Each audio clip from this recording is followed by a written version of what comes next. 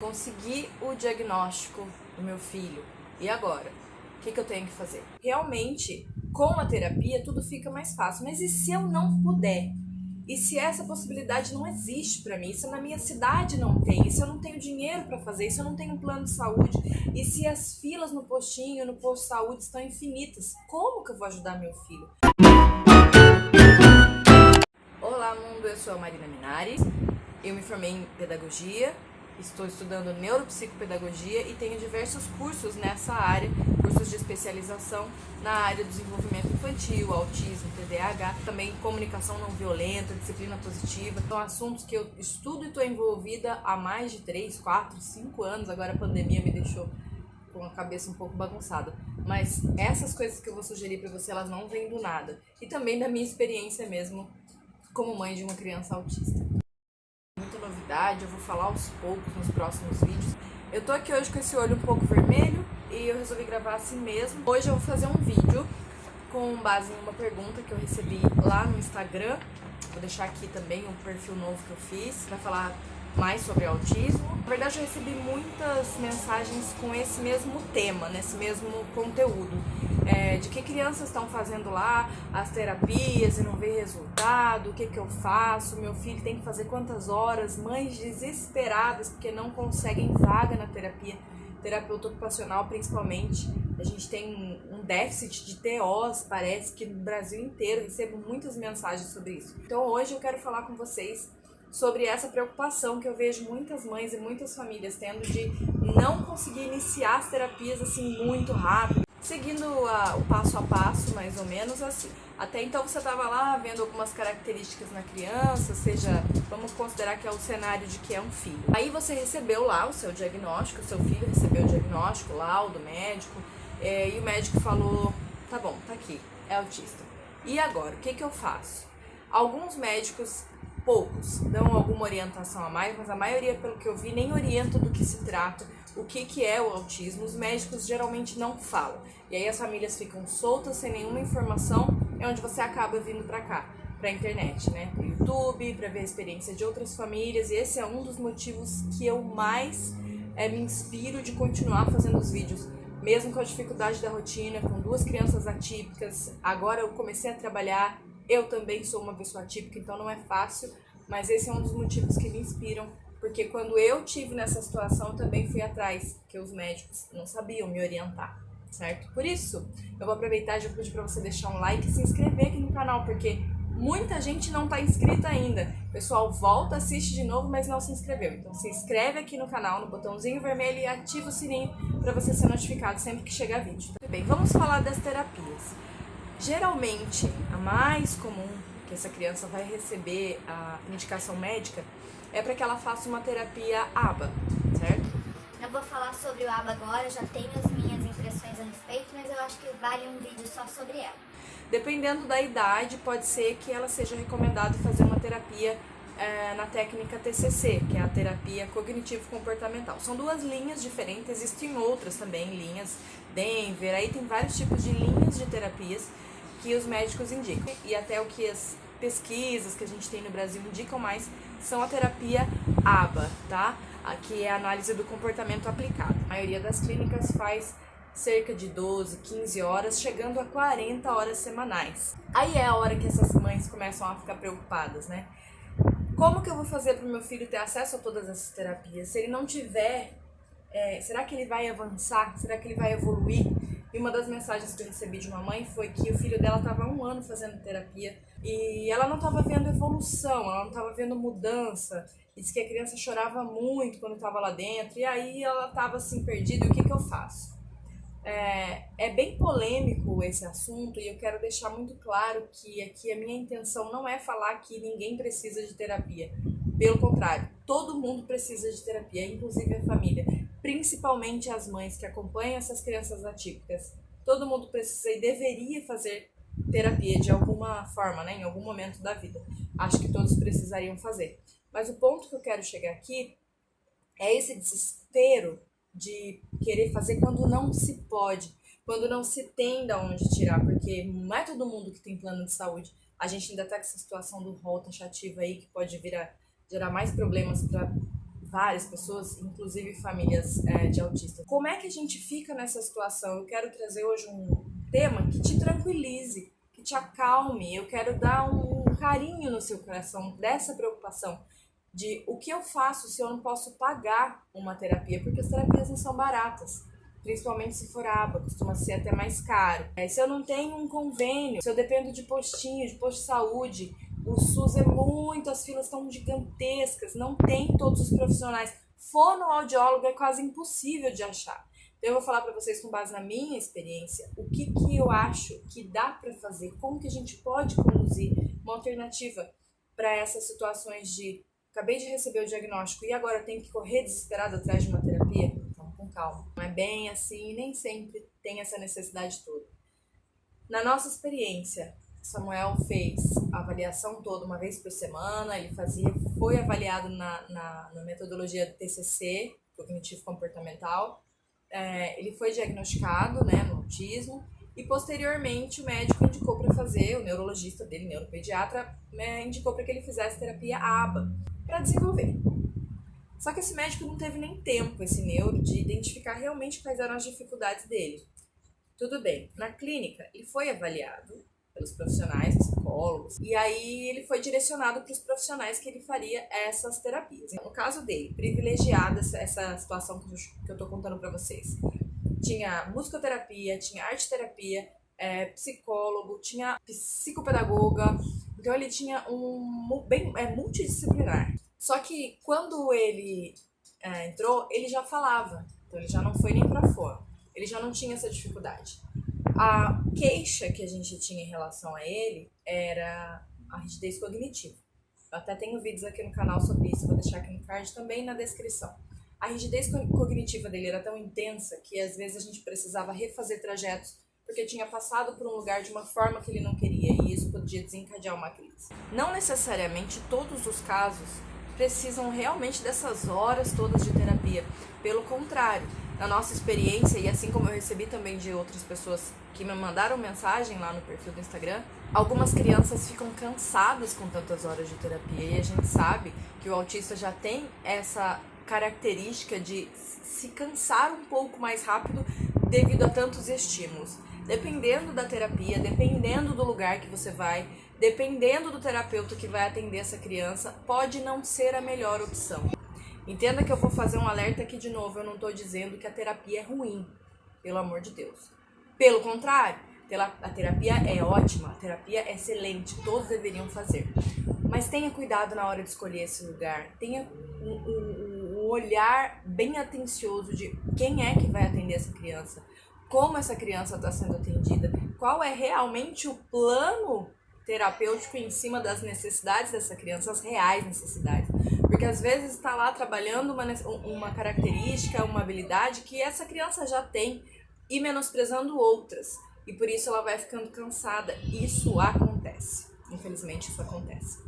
Aí assim, além disso, de você avaliar bem antes de escolher um lugar, quero falar a importância de caso você não possa colocar em uma terapia.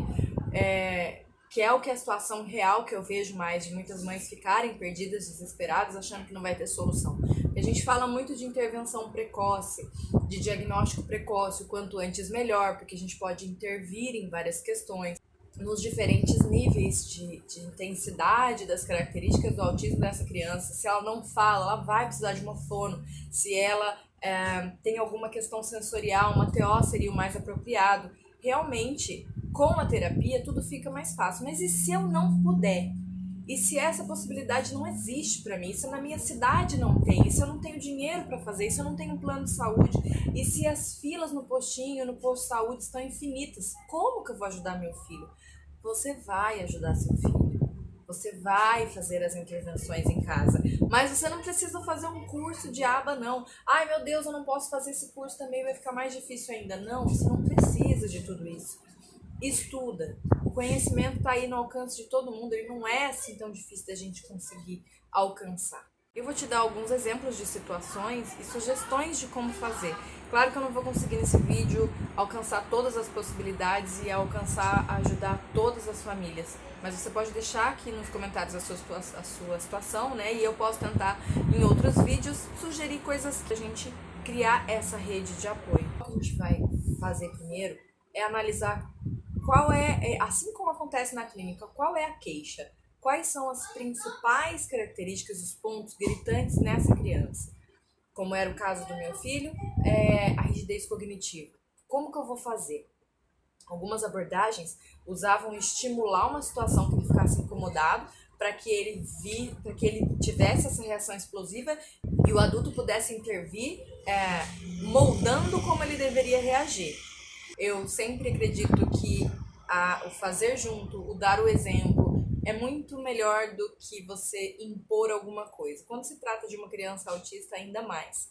Às vezes, se ela não for verbal, por exemplo, ela não vai poder te falar o que está incomodando. Vamos imaginar algumas possibilidades de cenário. Uma criança não oralizada, que foi o caso que a gente viveu aqui até os 3 anos, mais ou menos, do Samuel.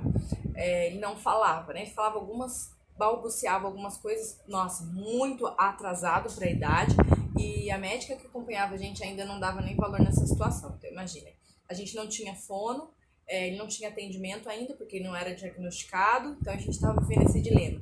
E isso é uma coisa que eu vejo em muitos cenários, em muitas situações. Uma criança autista não oralizada, que ela não fala. Entenda, uma criança que não fala não significa que ela não entende o que você fala, que ela não consegue se expressar. Quando o Samuel não falava ainda, ele gostava bastante de desenhar, ele sempre gostou.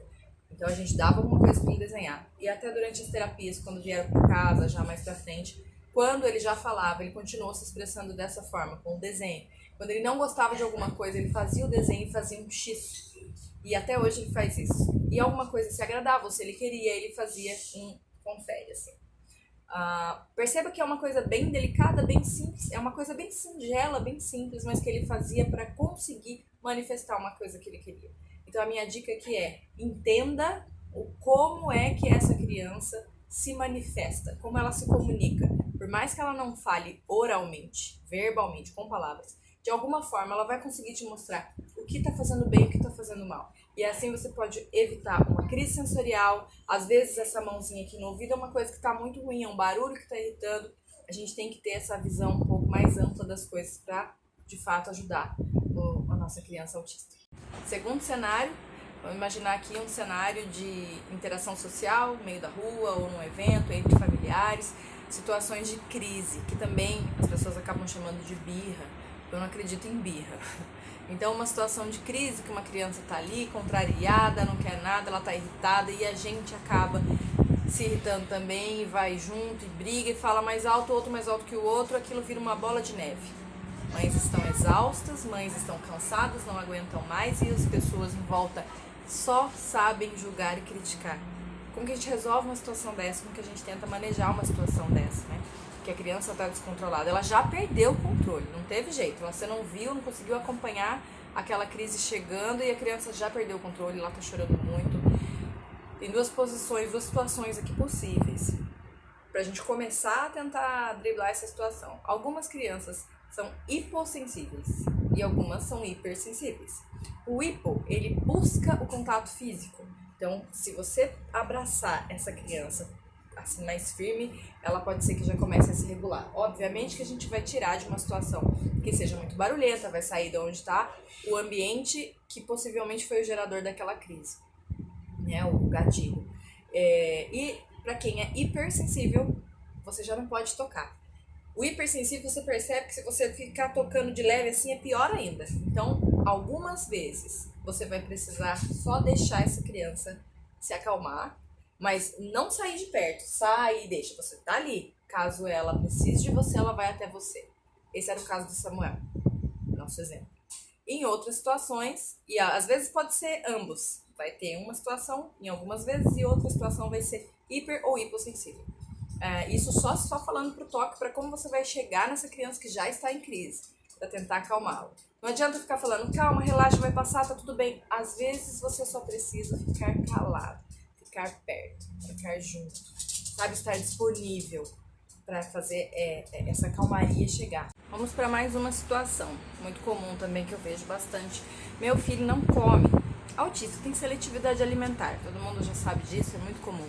Mas por que tem seletividade alimentar e eu não posso arrumar uma nutricionista nem uma TO?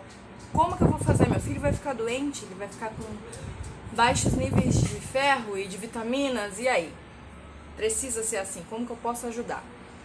Para você resolver a questão da alimentação, não tem mágica, não tem palavra mágica, não tem receita, é tentativa e erro. Primeira coisa, vamos tentar identificar por que é que essa criança tem a sensibilidade em relação a determinado alimento. Uma coisa que aconteceu muito simples aqui em casa. Samuel não gostava de comer feijão. De jeito nenhum, de repente, não quis comer feijão.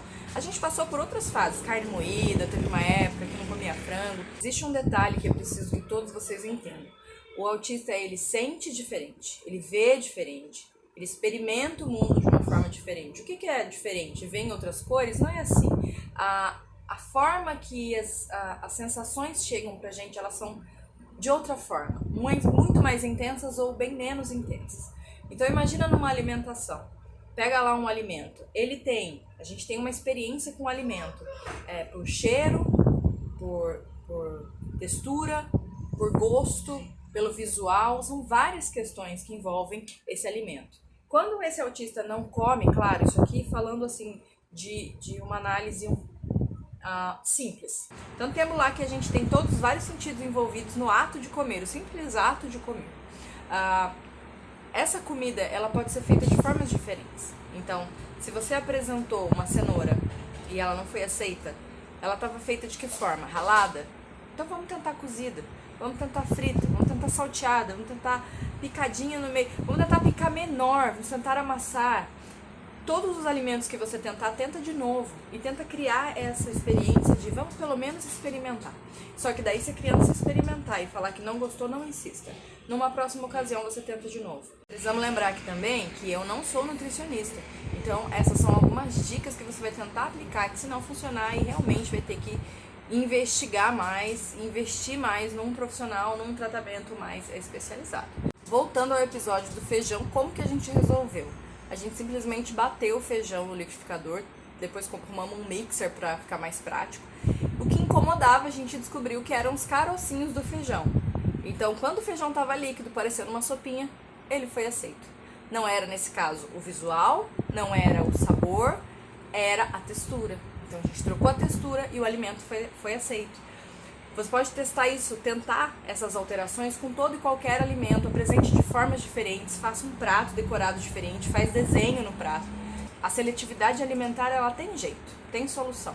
E você não precisa ficar desesperado atrás de um profissional se essa não for a sua possibilidade. Com esse vídeo eu quero acalmar o coração de mães e familiares de crianças autistas que acabaram de receber o diagnóstico e acreditam que se a criança não entrar imediatamente em um processo de terapia de 40 horas semanais, 15 horas semanais, que essa criança não vai ter nenhuma chance, ela não vai avançar e ela vai virar uma criança que está em crise o tempo inteiro. Isso não é verdade e essa não é a única possibilidade. Nós temos diversas ferramentas. A mãe geralmente já faz esse papel de terapeuta.